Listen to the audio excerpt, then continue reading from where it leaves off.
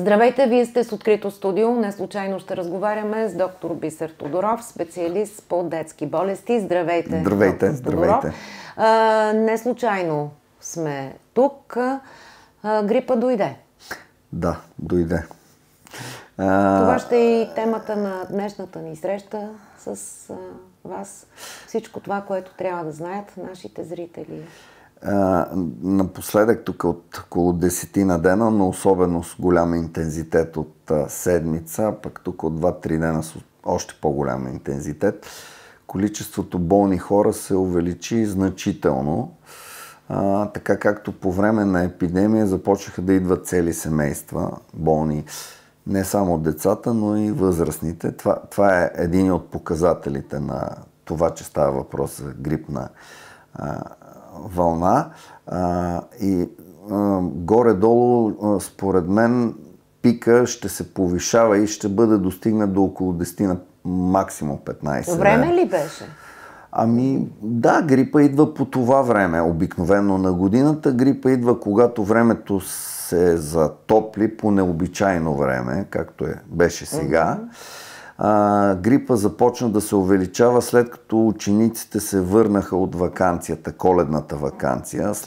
Въпреки че единични случаи имаше и по време на ваканцията, когато децата са разпиляни, така да се каже, и не са събрани в клас. Имаше толкова много празници, Нова година, Коледа, хората общуваха, пътуваха. Но сега, когато децата се събраха в училище, когато се събраха в детските градини, в детските ясли, започна да се покачва значително честотата. Даже днес няколко пациента споделиха, че от цяла група в детската градина са останали 2 деца и си ги пуснали тях цели. Да, можем ли да говорим за предепидемична обстановка? Ами да, според мен, но все пак си има строги показатели за това нещо. Не говоря за епидемична. Да, това трябва да си го каже съответната институция, РЗИ. Има си строги епидемични показатели, определена бройка на 10 000 население. Да, последните данни, които определено количество, че все още няма. Да. Обаче честотата, която аз усещам тук от няколко дена, е драматична. В смисъл, драматично отива нагоре. Защото най-гостоприемни ли са децата за този вирус? Поради незрелия си имунитет, децата са най-често. Това е характерното за грипа, че той не прави голяма разлика между деца и възрастни. Но действително малките деца с по-незрелия имунитет са значително по-често засегнати. Те най-лесно го хващат, така да се каже. Възрастният човек може да има устойчив имунитет, да не се разболее. Той може ли да се зарази от дете? И двата варианта са възможни. И между другото, това е един от, така да се каже, индикаторите, че възрастни са се заразили от деца, а не обратното. Защото обикновено тия вируси, които циркулират в обществото и засягат първо популацията от малките деца под 5 годишна възраст, обикновено възрастните индивиди са устойчиви на този тип вируси. Докато сега няма такава. Сега зависимостта е обратната. Първо децето се разболява от детската градина или от училището и след това се разболяват 1 или 2 възрастни в семейството. И между другото, много хора ме питат по какъв критерий правят това, на кой да направят тест и на кой да не направят тест. Критерия ми е да има дете с температура над 39 градуса и възрастен човек, който казва, че го боли главата, чувства се зле. Тоест има семейство не само деца, но и възрастни хора. И тогава диагнозата е почти 100%. Да, а какъв тип, какъв щам? Най-много деца, при мен най-много деца излизат с грип А, но около 5% може би. 5% излизат и с грип Б. Тоест и двата вида грип ги има, с всичките съответни щамове на подвида. А каква е разликата между двата? Клинична картина няма. Грип Б е малко по-труден за лечение, но и двата вида, горе-долу се повлияват от стандартното противогрипно лечение. Срещали ли сме се с този тип вируси? Ами то характерното на грипа е, че вирусите са изменчиви. И всяка година щама, който циркулира, е различен от предходната година. И затова човешкият имунитет все още не може да се справи глобално с този тип вируси, поради тяхната биологична особеност да се променят и това да им е закодирано, промяната да им е закодирана. Затова нашия имунитет не може да изгради траен имунитет срещу грипа и може всяка година да си го хващаме поради изменчивостта на грипните вируси. И затова всяка година ваксината си е актуална за този сезон, не важи за другия сезон. Това, че сте се имунизирали тая година, не значи, че от другата година няма да се разболеете. Препоръчате ли я за децата? Противогрипната ваксина. Сега да става ясно, вече влизаме в такъв етап, че няма смисъл се имунизира никой, защото грипа си е тук. Късно е вече, деца казва. Но определено се препоръчва при хора с понижена имунна реактивност поради други заболявания, хора над 65 годишна възраст, хора с добавъчни други болести, като болести на сърдечно-съдовата система, болести на отделителната система на бъбреците, болести на храносмила, т.е. хронични други заболявания, казано най-общо казано, да не изброявам. Много се тъй като грипа може да дестабилизира всички хронични болести, да ги влоши състоянието на един сърдечно болен човек и да доведе до неприятен изход. А може и да ги провокира да напомнят за себе си, да напомнят. Това е фактически екзербацията на хроничните заболявания и причина за това може да е грипа. И затова на тихия хора задължително се препоръчва противогрипна ваксина, деца в рискови групи и по принцип цивилизованите общества са въвели тази ваксини, затова там грипа не изгрява така бързо, защото има голяма част от населението, което е устойчива поради поставени ваксини и тия хора пречат на разпространението на грипа. Добре, поставянето на една ваксина, такава профилактична ваксина, въпрос на интелект ли? Въпрос на личен избор е. Именно за това не съм свикнал, не мога да квалифицирам хората. Различно е. Всеки сам решава за себе си. Ние не говорим за конкретни хора. Да, конкретни, принципно. Зависи. Всеки човек си знае. Или въпрос на страх от болест. Няма еднозначен отговор на вашия въпрос. Мисля, отговорът не е еднозначен. Едни хора си я поставят, защото са отговорни, държат да не заразят децата си, да се предпазят. Други хора от страх, трети. Тоест всичките варианти ги има. Обичайно е с определен вид професии, с определен вид социални контакти, определен вид хора да са... Аз имах предвид една така препратка с вашите приятели антиваксърите. Това направих. Тая е стара тема, сега не искам да я затаковаме, защото има по-съществени неща, които трябва да кажем. Защото противогрипната ваксина също е ваксина? Да, ваксина и тази ваксина ви препятства тежко протичане на едно заболяване, което може да ви коства много. Сега, у имунизирани индивиди, хора, които са си поставили ваксина, грипа може и да не го усетите, че е преминал през вас. В интерес на истината, грипа може да не го усетите, че преминава при вас и при неваксинирани хора. Но в по-голямата част от хората ще се разболеят, ако срещнат вирус. Това е едно. Второ, самото протичане на грипа е по-тежко от една обикновена вирусна инфекция. Не протича по обичайния начин температура, главоболие, гърлобол, болки в мускулите и така нататък. Силно главоболие, силни болки в мускулите. Тоест всичко е умножено по 2 или по 3, като изява на стандартните симптоми на вирусната инфекция. Страданието е по-голямо, тъй като у хора, които имунната реакция е силна, страданието е по-голямо, така да се каже. Обикновено температурата е над 39,5 даже. Тук последните дни идват хора, казват 40-42 градуса. Това е въпроси на термометър, деца казва, но стойностите на може температурата би на индивид, вие по-добре знаете. И на индивид не, над определени стойности нещо има погрешно в показанията на термометъра, защото има някакви нива, до които човек може да повиши температурата по принцип, в резултат на инфекциозно заболяване, разбира се. И заради това стойностите са впечатляващи. Обичам да казвам, че са впечатляващи. Не искам да плаша хората със стойности. Но истината е, че разумното поведение е една част от нещата. В случай, човек, когато усети, че се разболява или види, че детето му вдига, другото характерно за грипа е внезапното начало. До преди 15 минути си бил добре и изведнъж става зле. Или, примерно, легнал си абсолютно здрав и се събуждаш много болен. Това е характерно за грипа. Разбирам ли, че е така един от най-характерните симптоми на грипа, който ни мъчи? Да, това е и температурата. И температурата и общата отпадналост. Сега по отношение на температурата... Липса на сили. Да, хората казват, не мога да стана от леглото.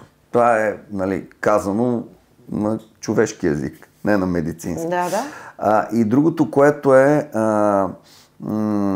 характерно за това нещо, че много бързо от един човек в семейството стават 3 или 4, зависи от семейството. Обикновено винаги има повече от един човек в семейството. И обикновено, пак казвам, това, което отличава грипа от другите заболявания, преди малко го казах, е, че има възрастен. Не са само децата засегнати. Защото ако е друг вид епидемия, друг вид вирус от тия обичайните вируси, пак се които си циркулират и така си имат определено. Обикновено възрастни хора рядко има. Сега истината е, че за да се почне правилното лечение, добре човек да се тества. Аз това се пошегувах преди малко, че свърших няколко кутии тестове вече. То е вярно, нали? Не е шега. Не е шега. Защото отговорното лечение е да поставиш точната диагноза, да е сигурно, че грипен вирус, примерно, не е нещо друго. Теста ли е барометъра? Освен клиничната картина и епидемиологичната картина с конкретния случай, тестът е 98% чувствителен, 99% специфичен. Тоест тук се доближаваме до 100% точна диагноза. При вас се тестват всички пациенти, които имате съмнение. Има определени критерии. Примерно, очевидно здрав човек няма какво да го тестваш сега. Говоря за пациентите ви, които говоря посещават кабинета. Аз пък казвам друго, че когато детето няма изявени симптоми на грип, не е необходимо всички да се тестват, защото това е и травматиращо изживяване.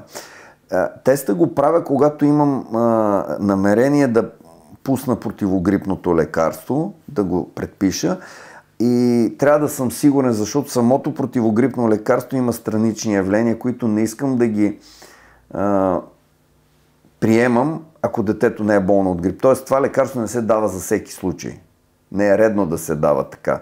Само на база съмнение. Дава се само на сигурна клинична картина и на тест. Но това е малко и изкуство да прецениш кога е необходимо, кога не е, но трябва в голяма част от случаите и да го докажеш, за да си убеден, че ще продължаваш да поддържаш човека в неговото в приема на лекарството си, така че да довършите лечението, същевременно ще се бориш и активно с евентуални странични явления на самото лекарство. Но това е смисъл да се тестват хората. Какво е лечението? Лечението е специфичен медикамент. Име не мога да, най-вероятно не е редно да кажа. Има си специфично лечение, което започнато на време има понякога буквално много бързо оздравяват хора. Друго ми беше мисълта, че трябва да се потърси лекарска помощ. Определено. Това искам но започнато лечението, човек оздравява, буквално се чувства оздравява в рамките на 24, 48 до 72 часа, тъй като лекарството е строго специфично, насочено точно срещу този грип. Но интересното е, че това лекарство на другите вируси не влияе. И ако сте болен, примерно от аденовирус, а ви дам лекарството срещу грипа, вие ще сте си много болен. И ще имате и страничните явления към болестта на лекарството за грип. Затова не е много редно и човек на своя глава да решава да го почва. Нали, тук говорим за самолечението. Самолечението. Да, когато има един човек в семейство с доказан грип и вие имате подобни симптоми, окей, тогава има резон това нещо.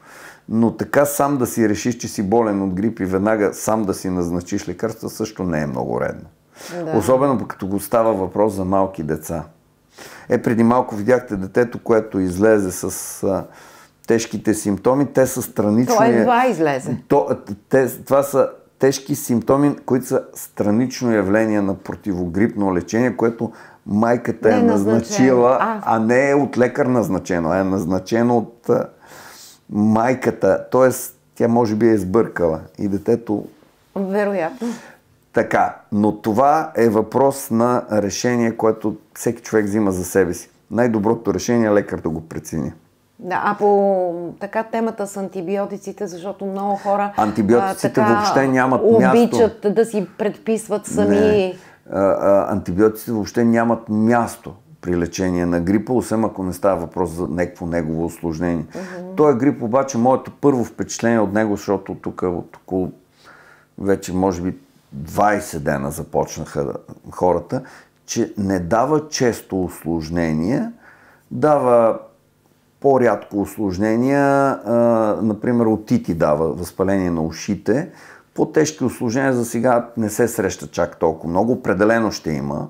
Има единични случаи на пневмония, но обикновено, когато поставиш диагнозата рано, започнеш лечението, до усложнения не се стига.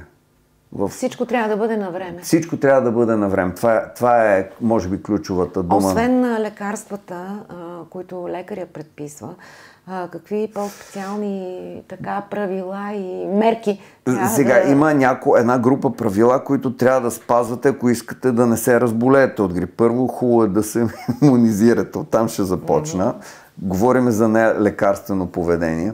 Второ, когато имате малко дете, не е необходимо да го взимате със себе си в хипермаркета, да го водите в мола или на место, където има обща климатична инсталация и въздуха, който се върти, е въздуха на хиляди хора.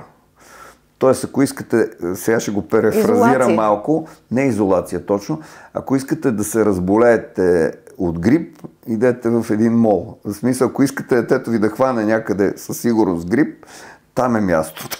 В мол, в голям магазин. Може и в болница, може и в поликлиника. Където има много струпване на хора. Да, където има струпване на хора, не ходете.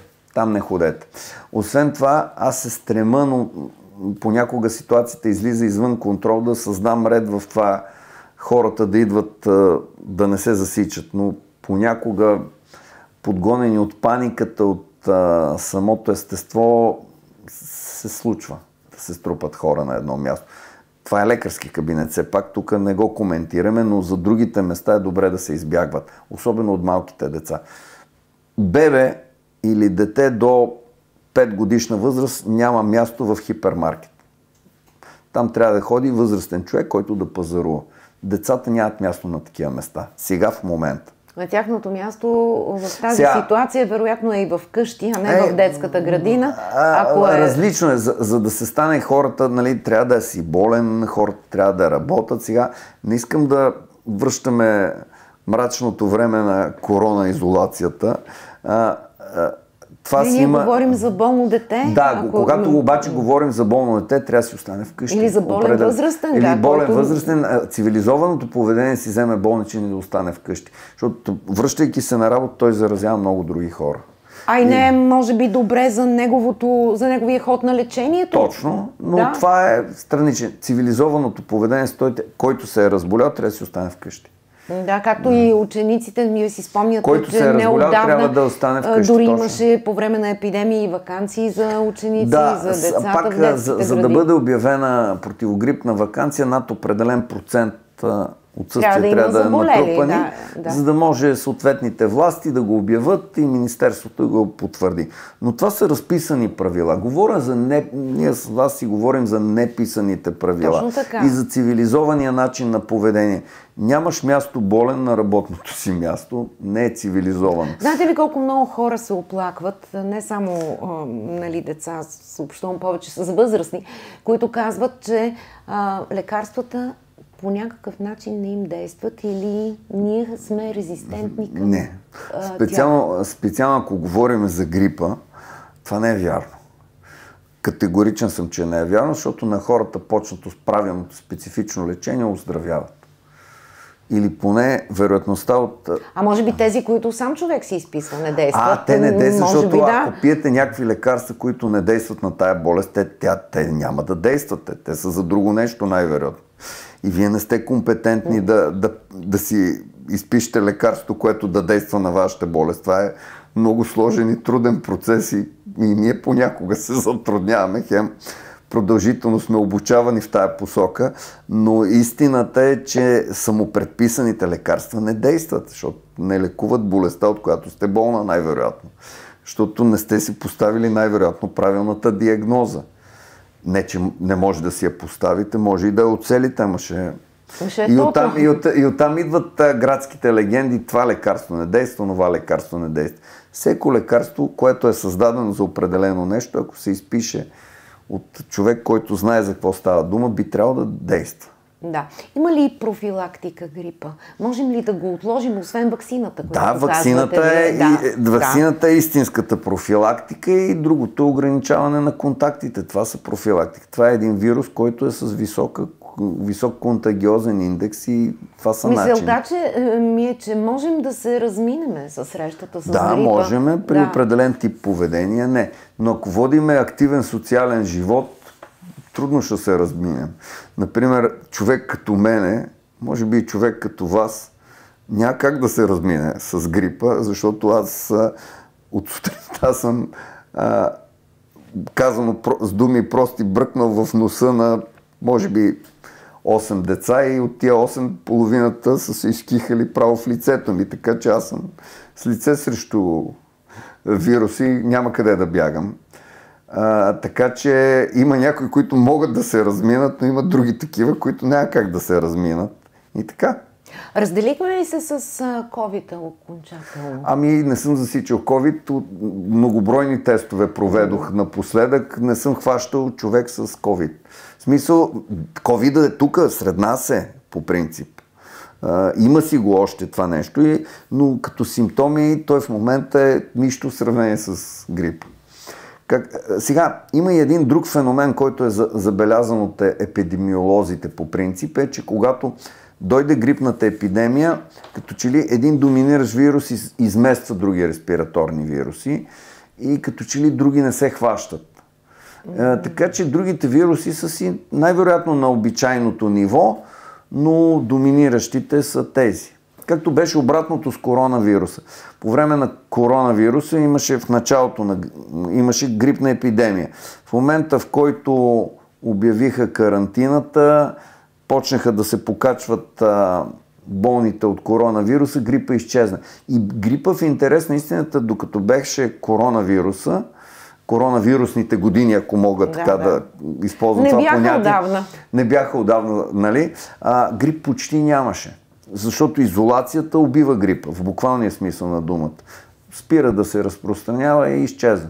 Особено времето, когато беше това дистанционното обучение, нямаше грип. Може би 1-2 години нямаше грип.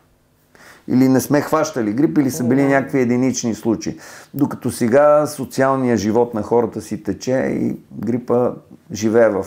Да, и януари месец е наситен с празници, с това му е времето. Срещи, да. Грипа се всяка година между януари и март. Това му е сезон на грипа в северното полукълбо и обратно в южно. Това, което казахте, прогнозирате ли така, според вас, ще се разминем ли с епидемия? Това е въпрос, както казват хората, за $1,000,000. Според мен тенденцията на... Нали, не съм компютър да го изчисля, защото и не разполагам с чак такава база данна, но изхождайки от личния опит, нивото на покачване е много бързо и май няма. Според мен ще има. Но пак казвам, строгите критерии еди колко си на еди колко си, за да се каже, че има епидемия, ги обявяват друг тип институция, която събира данни от много такива като мене. Основно от грип ли се оплакват пациентите?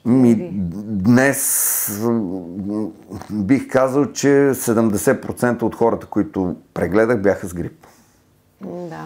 Мисълта ми е, имаше и други заболявания, но по-голямата част са болни от грип. Много често, когато сме разговаряли с вас, сме споменавали извън контекста на ваксините, че така статистиката показва, че се завръщат едни такива заболявания, които са били забравени, като коклюша, например.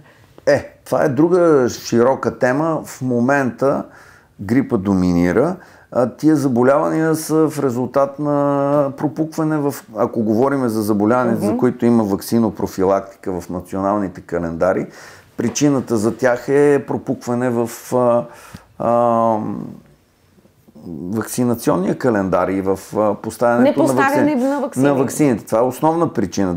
По този въпрос мнения няма. Но в момента, като че ли тия хора не са на преден план или са незабележени сред армията от други болни, от болните от грип. Да, в интерес на истината хващам, защото тестът ми е поливалентен. Той хваща 6 различни вида причинители, 5 вируса и една микоплазма. И, примерно, хващам и деца с респираторно-синцитиален вирус, хващам и деца с аденовирус, които предполагат съвсем различно лечение от това при грип. Това е важното да си направиш тест при човек, който се занимава с тая работа, за да, ако не е грипа, да лекуваш другото заболяване с лекарствата като за другото заболяване. Има и друг начин. Ако нещата се задълбочават на време, може да се пусне пълна кръвна картина, допълнителни изследвания.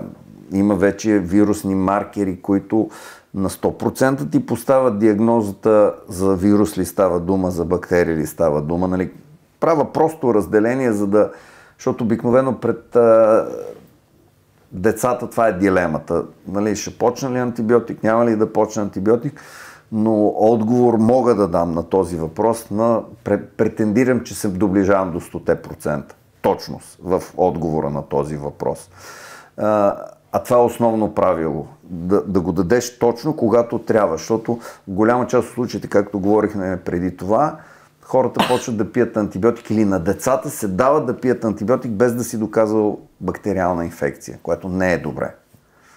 И аз обичам да казвам на пациентите си, че трябва да бъдат, сега ще прозвучи малко така, хората трябва да бъдат взискателни спрямо лекарите. Да изискват от тях да им се обосноват защо изписва антибиотик и защо ли няма да изпише. И защо е необходимо да го пие. И защо е необходимо да пие или защо няма да пие. Претендирам, че е възможно да се даде 100% надежден с доказателства отговор на този въпрос. Ако си достатъчно детайлен в това, което правиш. Да. А вашите пациенти са деца и новородени. Новородени всичко деца. От нулата. По-специални съвети към родителите, които така са щастливи със своите новородени деца в тази ситуация, в тази имам обстановка. вече доста пациенти, в които самата майка идва с симптоми на грип и води бебето, което е кърмаче или е новородено, или е в първия месец, когато се води за новородено. В такива ситуации се изписва лекарство на майката. Самото лекарство срещу грипа е показано и за ранната възраст. Има си дозировки за това нещо. И там пък тестът е абсолютно наложителен, защото там трябва да си абсолютно точен в поставянето на диагноза. Да, среща се. Примерно препоръчвам да не се... Много хора казват да се ограничи контакта. Той контакта между майка и новородено той е почти неразделим контакт. Майката, например, ако кърми, трябва да продължи да кърми, защото кърмейки, това е малко като любопитен факт, майката, боледувайки от грип, произвежда антитела, които се борят с грип. Когато кърми бебето, тя предава на бебето си пасивен имунитет, който идва през кърмата. Което е добре за него. Което е добре за него и прави бебето малко по-резистентно на самия грипен вирус, отколкото хората, които не са кърмени, ако трябва така да се изразим. Това е също като любопитно, но трябва да си там пък изискването в това да си детайлен в поставянето на диагнозата е още по-голямо. Трябва ли новородените да бъдат извеждани навън? Особено през зимата. Това е много така голяма тема, нали? Това е тема за цял разговор. Да, след определена възраст всички деца, дали са бебета или новородени след седмична възраст, деца казва, трябва да прекарат известно време на открито, за да се адаптират към условията на средата, която обитаваме, нали, в определени разумни граници. Но, примерно, след месечна възраст, час време е обязателно, нали, колкото по-голямо става детето, толкова трябва да бъде независимо. Говорите на въздух. На въздух, това говоря. Разбира се, съобразявате си с климатични условия, но аз казвам обичам, нали, най-общо да кажа, че до минус 5 градуса няма причина човек, който обитава този умерен географски пояс, да не може да излезе навън. Да. Освен ако не е тежко болен, разбира се. Ако е здрав човек и ако иска да бъде здрав, трябва да излиза навън. Една от рецептите за здраве е престоя навън. Една от причините да се разболяват повече хората е недостатъчният престой на открито. Защото и тая тема, може би, предваря и вашия въпрос. Какво да правим, децата ни по-рядко да боледуват, ходейки. Трябва да прекарват, особено децата вече в яслена и в по-голяма ранна детска възраст, трябва да прекарат минимум 2-3 часа навън. На практика това няма как или се случва много трудно, защото майката става, качва детето в колата, завежда го в детска градина, в 4 часа или 5 часа отива, взима го, качва го в колата и се прибира вкъщи. И това дете не е виждало въздух, не е дишало въздух, открит въздух, деца казва. Не е дишало въздух с по-ниска температура от тази 23 градуса, където е било в помещенията, които е обитавал. И това не е добре. Това е рецепта не за здраве, това е рецепта за другото. Да, така е. Престоя на открито е нещо, което пледирам и се опитвам да възпитавам моите пациенти, че трябва да му бъде осигурено на децата престой на открито. Криво разбрано е затварянето на децата в къщи. Сега в момента пак засегаме темата по време на грип, когато човек трябва да се измени. Ма вие грип няма да хванете, ако се разхождате по улиците. Ще хванете грип, ако идете на кино, ако идете в някои от хипермаркетите или идете някъде, където има голямо затворено пространство. Откритото пространство не поддържа вируси. Вирусите се оттаяват и изчезват и не се предават. Така свидетели сме пък и сме потърпевши на тези климатични промени с рязко сменяне на температури. Това е един допълнителен стрес за нашата имунна система. Изведнъж от студено става топло, после обратното, изведнъж от 20... Сега това е в климатичен аспект. В другия аспект стоите цял ден вътре в къси ръкави, вън е 0 градуса, тук е 23 градуса. Изведнъж излизаш на 0 градуса. Няма животно на планетата, което за няколко секунди да се предвижи от 23 градуса на 0 градуса. В смисъл да се настрои. Да се настрои толкова бързо.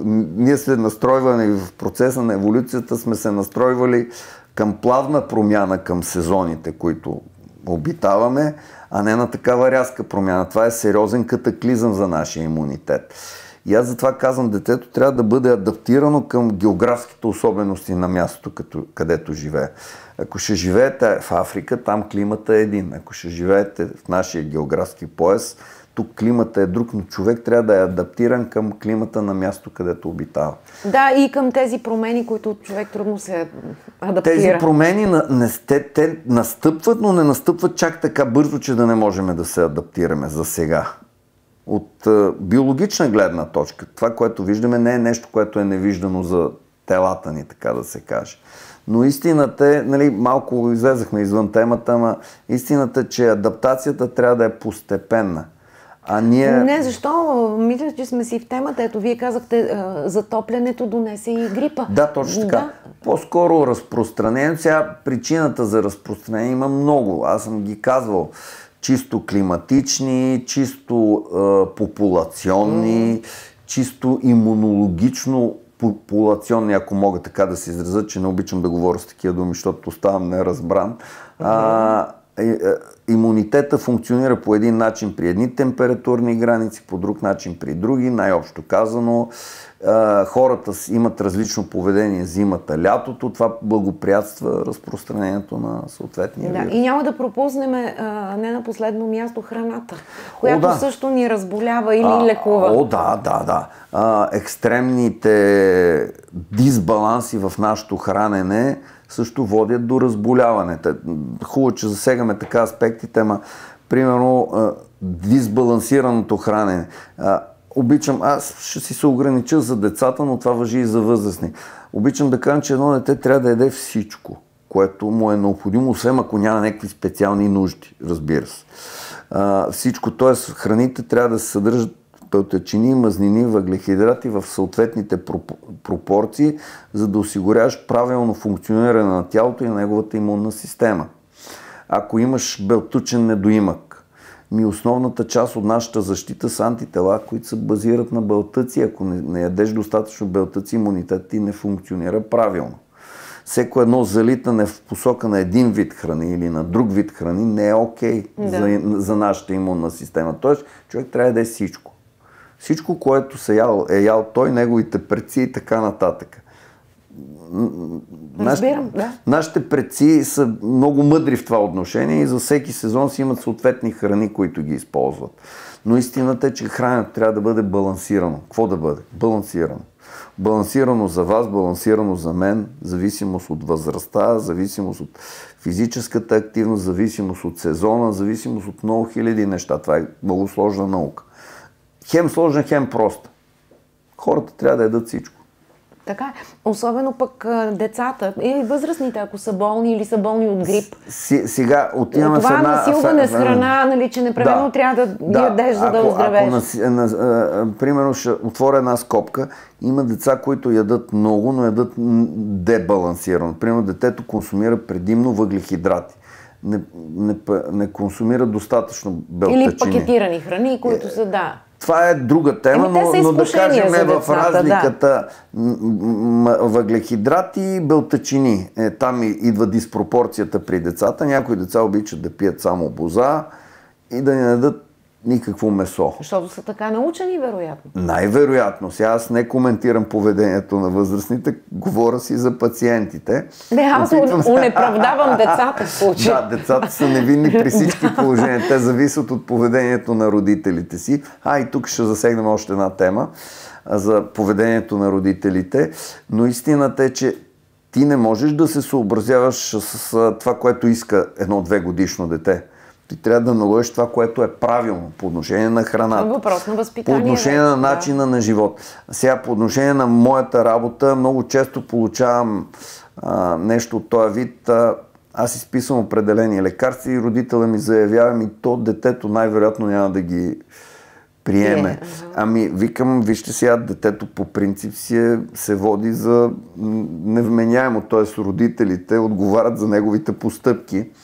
Аз затова не говоря на 2-годишното дете, а говоря на вас, на родителя, който трябва да направи това, което аз съм казал, а не това, което иска детето. Защото ако слушате това, което иска 2-годишното дете, ще се отзовете в болницата тежко болни и сериозно увредени. Примерно, детето не иска да прави инхалации, родителя се съгласява с него. Трябва да бъде намерен. Това е голяма част от работата ми в интерес на истината. Да убеда родителите, че те са отговорни за това, което трябва да прави детето, а не то. Колкото и смешно да звучи, родителите казват на детето, виж сега, и му обясняваме, дете на 2 години няма да разбере смисъла на това, кое е казвам. Дете на 2 години няма да разбере смисъла на това да прави инхалация, да пие противогрипното лекарство и така нататък. И родител трябва да положи някакво усилие, последователно усилие, изобретателност, настоятелност и така нататък, че да се случи това, което е изписано от лекар. Защото ако не се случи, нещата така ли е и с храната? Също и за храната. Тоест родителът трябва да наложи правилния хранителен стереотип Не да му дава да пие само боза, защото това най-много обича. Не да му дава да яде, примерно, пакетирани бомбони, които са с химически неизвестен състав, евентуално, а да яде това, което трябва да яде. Да яде белтъчини, мазнини, въглехидрати, свежо приготвени, не пакетирани с много продължителен срок на годност.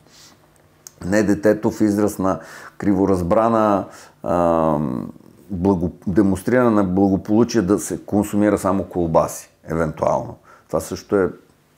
правя разни препратки, такива различни неща, което също е крайно вредно. Както за имунната система, както за хранителните навици.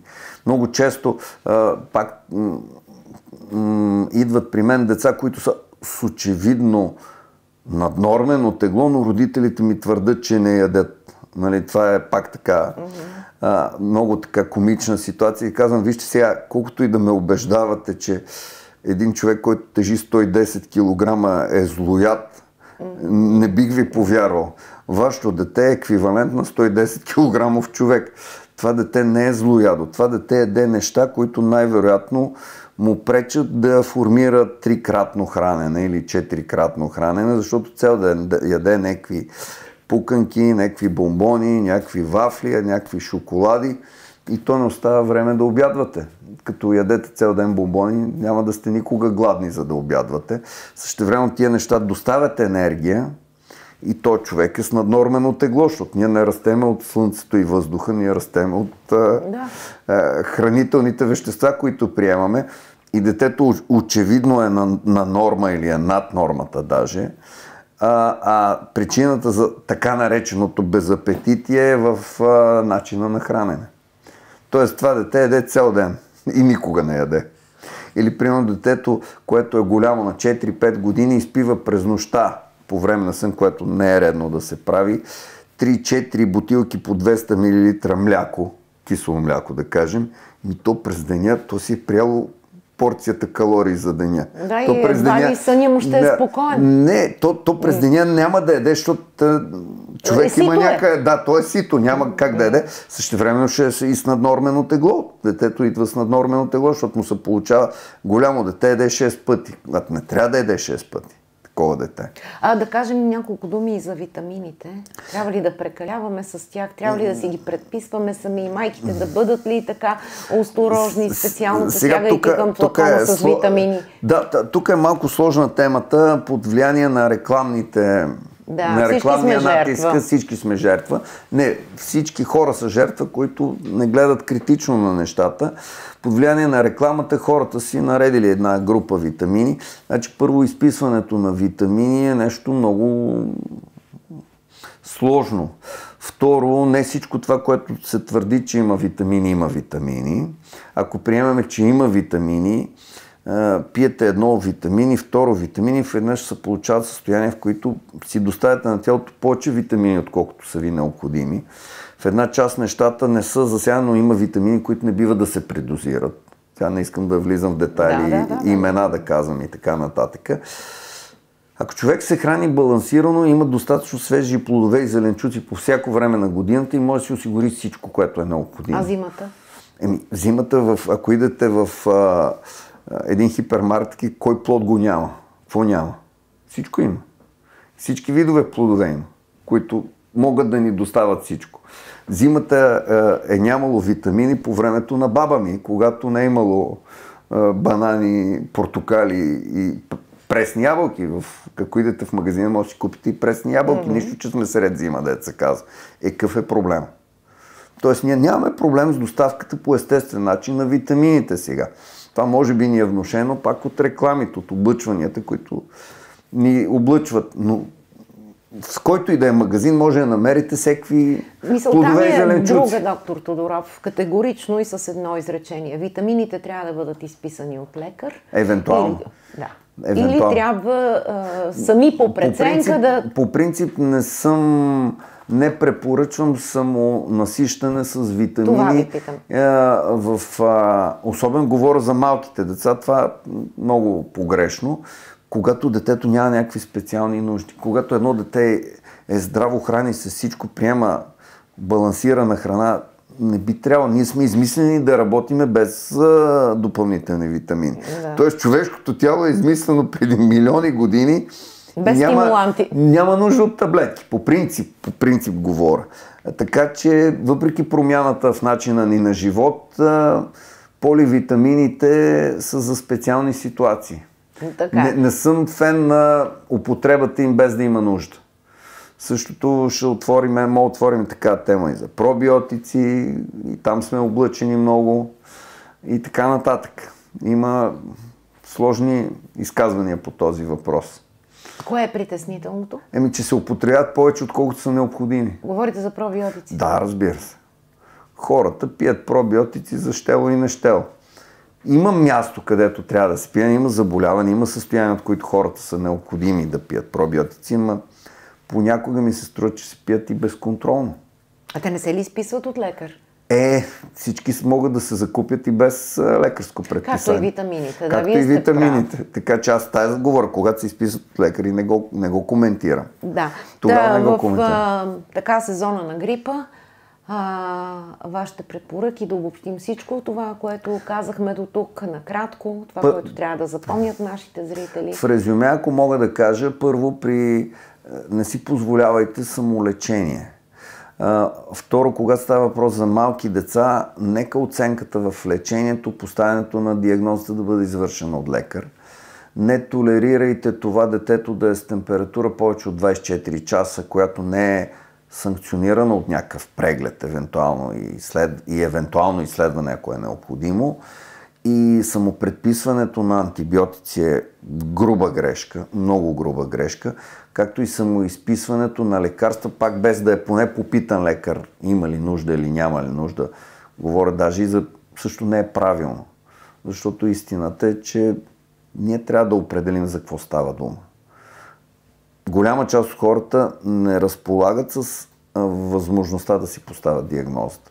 Така че лекарска помощ, която е на време, в рамките на 24-48 часа вече на ръба, оценка от лекар задължително на лечението, в никакъв случай самолечение с антибиотици, цивилизовано поведение в хората, като е болен човек да си остане вкъщи, като е болно детето да си остане вкъщи, за да може да се лекува. И горе-долу това е и здравословен начин на живот, доколкото е възможно, разбира се. Да, и нещо, което също не бива да забравяме, че и грипа ще си отиде. Като всяка една епидемия идва, всичко си е отивало, всичко, което е идвало, ще си отиде. Въпрос е, вижте, не трябва да гледаме черногледо на събитията. Грипа е съвсем лечимо заболяване, не е някаква голяма напас. Разполагаме с лекарства срещу грипа, побеждаваме го винаги, когато проявим решимост, независимо от ситуацията. Въпросът е да действаме на време, защото има граници, които ако са бъдат преминати, нещата може би няма да се получат, но ако се действа на време, действа се конкретно, действа се целенасочено, действа се точно. Пак казвам, родителите да бъдат взискателни спрямо докторите и да ги питат, когато им изписват антибиотици, защо ги изписват. И имат ли доказателства за това дали става въпрос за бактериална или вирусна инфекция.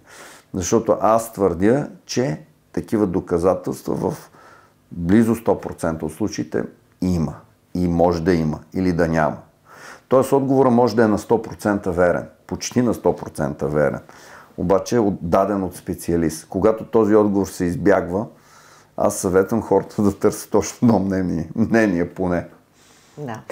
Благодаря ви за този разговор, доктор Тодоров. Дано сигурна съм, че сме били полезни на нашите зрители. Най-вероятно. Да. А на вас хубава вечер.